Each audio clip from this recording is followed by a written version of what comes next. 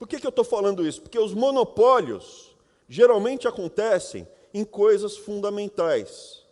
Não é no monopólio do Papa Bolinha da Singer, é só a Singer que produz, que se exploda, ela que fica com o Papa Bolinha. Mas, geralmente, os monopólios que contam são em coisas que a gente realmente precisa. Vamos falar disso. Existe monopólio, que é quando só um vende, e existe monopsônico, que é quando só um compra. E você já sabe o resultado. Quando só um vende, geralmente essa pessoa arranca o couro. E quando só um compra, ele também arranca o couro. Aí o que acontece? Eu vou mostrar como é feito esse processo de arrancação de couro. Não, você sabe como é na física, você já sentiu isso, eu vou mostrar graficamente.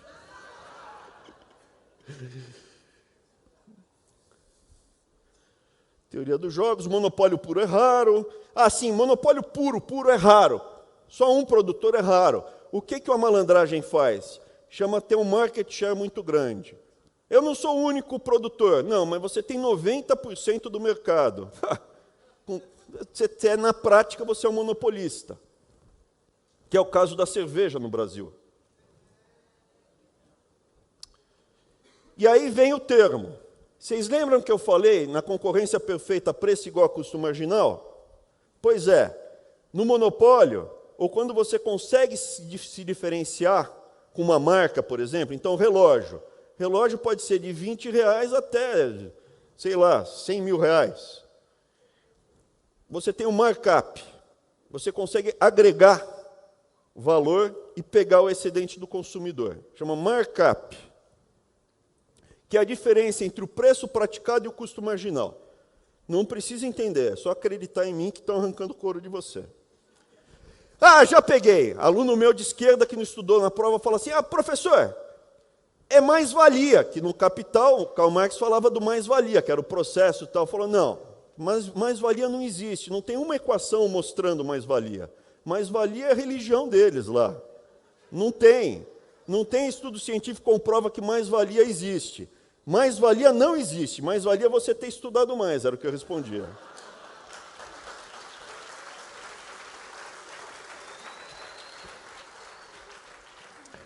Muito bem, agora vem o gráfico que eu vou mostrar, e também, se não entender, não tem importância, porque depois vocês vão entender. Mas, olha, na concorrência perfeita, preço é igual a custo marginal, e todo mundo fica feliz. No monopólio, você restringe a quantidade que você vai vender, o preço é mais alto, e você arranca isso de quem ia comprar, e as pessoas que poderiam ter comprado, aqui não vão comprar. E todo mundo aqui sai perdendo, e quem ganha é o monopolista. Tá? Então, é científico que eu estou falando. Não é papo, e é ciência básica. Tá? Para isso que existe uma coisa chamada legislação antitrust. Não pode, monopólio é feio. Não pode. Quando a Capitu, de vez em quando eu solto ela, a Capitu é minha cachorrinha. Eu vou passear com ela, aí eu solto ela. Aí ela vem, Capitu, ela é super educada apesar de ser de esquerda. Aí eu chamo, vem, Capitu, vem. Aí ela se interessa por algo, e deu uma feia, não pode, vem. Aí ela vem. Então, lei antitrust, não pode, é feio, não pode. Tá? Não pode ter monopólio. Não pode ter... E quem foi o primeiro guerreiro contra os monopólios foi o Theodore Roosevelt no começo do século XX.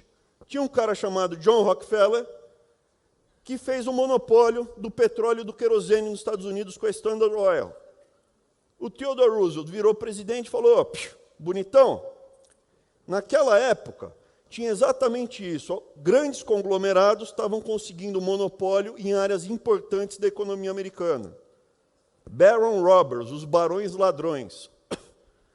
E o Theodore Roosevelt, que era um destrambelhado, que gostava de arma, que gostava de caçar, ele chegou para os caras e falou, pode parar com isso aí. Porque esses barões ladrões estavam tentando, como eles tinham poder econômico, entrar, como na Grécia, na política. Se não fosse pelo Theodore Roosevelt, os Estados Unidos hoje não seria uma democracia como é hoje. Não teria tanta classe média. Ele obrigou o John Rockefeller a quebrar a Standard Oil em 5. e falou, escolhe uma das 5, as outras 4 você não pode ter controle. Acabou o monopólio. E hoje o setor de óleo de petróleo nos Estados Unidos tem 1 zilhão. Mas essa dinâmica de sempre tentar pegar o monopólio é constante. E continuamente a gente tende a lutar contra ela. Vou dar outro exemplo, a Microsoft, esse bonitão aqui que posa de bom moço, esse cara daqui que posa de bom moço, na verdade, nada mais é do que um oligarca que arranca o couro. Lembra que eu falei que custo marginal é igual a preço? Qual é o custo marginal de você instalar um software a mais num computador? É 0. Vou instalar um software aqui, tanto é que tem, né? Vou instalar aqui, é 0. Todo o preço que você paga por um software é markup. Sendo que no passado, vocês vão lembrar, ele não tinha o melhor produto. Ele conseguiu esse monopólio porque ele conseguiu um contrato com a IBM, que tinha uma prevalência no mercado, e aí começou um jogo de monopólio tirando a competição. E chegou a essa situação. Quando a Google se viabiliza, o que aconteceu? O preço relativo do software da Microsoft caiu. Não é mais tão caro instalar Microsoft no seu computador como era no passado. Por quê? Porque hoje tem concorrência. E a Petrobras? Quem arranca o couro é o corrupto ou o funcionário da Petrobras, que ganha salários acima. E quem paga? A gente.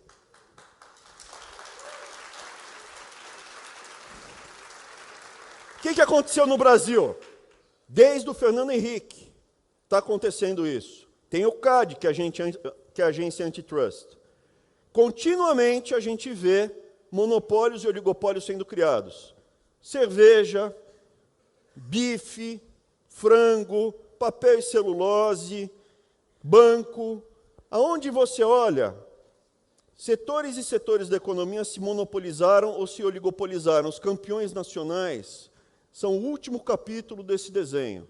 Isso feito com o nosso dinheiro, porque tem incentivo fiscal, feito com juros através de BNDES, Banco do Brasil Caixa, fundos de pensão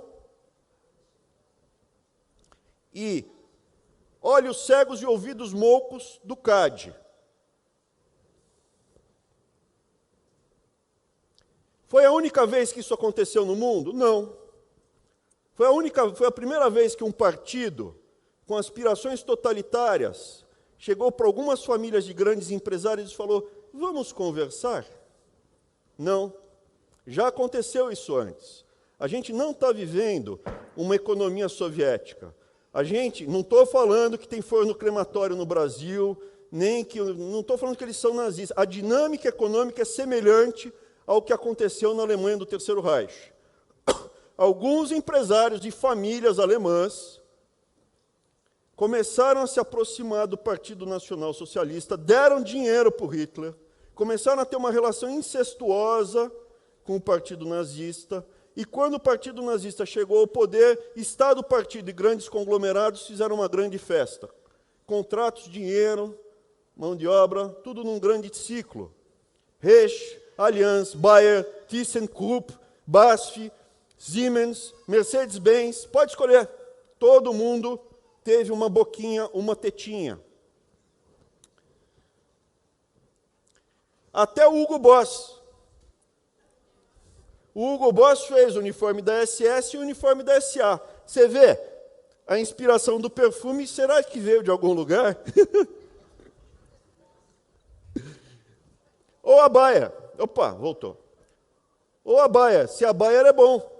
A Bayer hoje é boa, não tem problema nenhum, eu uso aspirina. Mas a Bayer fazia da aspirina ao Zyklon B. A Bayer não. A Farben, a IG Farben. Por quê? Porque a Alemanha hoje é uma democracia. O que eles fizeram? Quebraram essas empresas. A IG Farben foi quebrada em 3 empresas. Verdade que o Fritz Mir, que tocava as operações de Auschwitz, ele se tornou presidente da Bayer depois da guerra. Mas a Bayer parou de fazer esse jogo de tentar influenciar a política, dinheiro, contratos para o partido e suprimir a classe média. Eu poderia passar vários vídeos que mostram o Hitler falando para você entregar a sua identidade. Você não tem que pensar como indivíduo. Você tem que se entregar para o partido, pensar no coletivo, no todo. Mas eu vou continuar aqui, porque senão também, né, o objetivo é só passar uma pequena amostra do que... Deixa para o próximo ano. Pode ser, Duda? Você me chama o próximo ano? Beleza, obrigado. A Alemanha enfrentou o problema. Esse cara daqui é o Porsche, que inventou o Fusca. Eles controlam uma série de empresas, desde a Porsche até a Volkswagen, Fiat, um monte. Mas eles não se metem mais num jogo totalitário. BMW. Essa daqui é a família Goebbels. No bunker, ele dá cianureto para todas essas crianças de branco e esses dois se matam. Esse daqui é o enteado do Goebbels, era filho do primeiro casamento dela. Ele escapou, ele não estava no bunker. Ele fundou, a família dele, né, o que originou são os donos atuais da BMW, da Mini e do Rolls-Royce. Mas não se metem mais no jogo totalitário na Alemanha. A Alemanha hoje é uma democracia, está livre desse cancro. Qual o problema? O problema onde não teve essa crise tão grande, essa lição tão grande, algumas empresas e conglomerados e famílias não aprenderam essa lição. E a classe média também não aprendeu a lição. Estados Unidos, 30 de outubro de 1939, pouco antes de começar, véspera da Segunda Guerra, no meio de Manhattan, desfile com as bandeiras americanas, todo mundo batendo palma. Opa, tem uma coisinha aqui na frente, o que é? Sempre houve jogo totalitário no mundo inteiro. A gente está vivendo uma reinterpretação desse jogo totalitário, que se aliou ao movimento marxista cultural, e essa é a causa do problema. A gente pode ficar atacando os efeitos. Estão falando mal da Bíblia. Estão falando que todo mundo nasce igual, com sexo. Depois a gente escolhe o que vai ser quando crescer, né, de sexo. Né? Eu posso dar vários exemplos. Esse Thomas Watson era o representante da IBM na Europa. A IBM ganhou o primeiro grande contrato, e aí começou, com a Alemanha nazista, entregando cartões perfurados, que é o avô do computador, para identificar quem ia para o campo de concentração. Grandes conglomerados, fora da Alemanha, não aprenderam essa lição, continuaram nesse jogo. Esse cara daqui é o Henry Ford, ganhando umas medalhinhas dos representantes da Alemanha nazista. O Henry Ford era um nazista. Mas ele era brilhante. O Porsche também era brilhante. Eu uso aspirina. Esse cara daqui, na pessoa física, era um escroque completo. Só que a família dele não aprendeu que não pode, que é feio. Por isso que a Fundação Ford dá dinheiro para a ONG no Brasil, cercar a minha família em Santarém, para detonar comigo e com a minha família na frente das crianças. A Fundação Ford faz isso, interfere diretamente aqui no Brasil na nossa liberdade, na liberdade das nossas famílias. Mas não é só a Fundação Ford.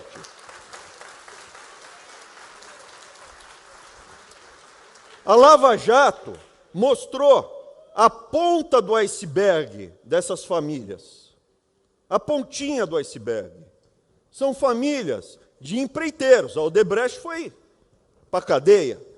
Mas tem mais família de empreiteiros tradicionais. 3, 4, 5, 10 gerações parasitando o Brasil. São parasitas. Frigorífico. Banqueiro. Político. São famílias na área jurídica que há gerações têm o controle de segmentos inteiros do Brasil. Só que isso se intensificou nos últimos 25, 30 anos. O mecanismo é que essas famílias, é um mecanismo isso, As famílias, oligarcas e esquerdistas bilionários, são bilionários. Teve um aí do Rio Grande do Sul, que alguém falou o nome, que ficou bilionário na advocacia. Perfeito? Qual é o nome mesmo? Vocês estão falando, eu não falei nada. Escondidas num manto falso de bom mocismo. Eu posso falar aqui de várias outras, que não aparecem. Telecomunicações, alguém já pensou em uma? Não adianta bater no CPF, no CNPJ. Não adianta bater no CNPJ. Tem que bater no CPF. É ali que dói.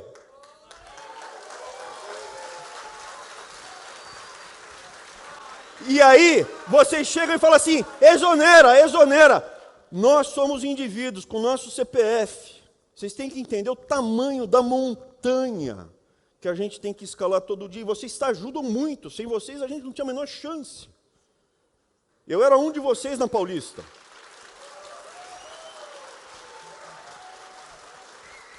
Essas famílias que ainda não foram desbaratadas, elas ainda possuem uma grande parte do poder econômico e político no Brasil, no judiciário.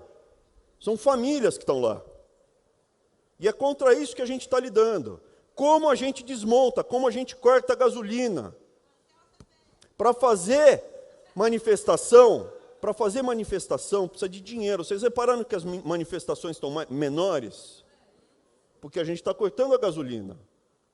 Antes de exonerar, precisa cortar a gasolina.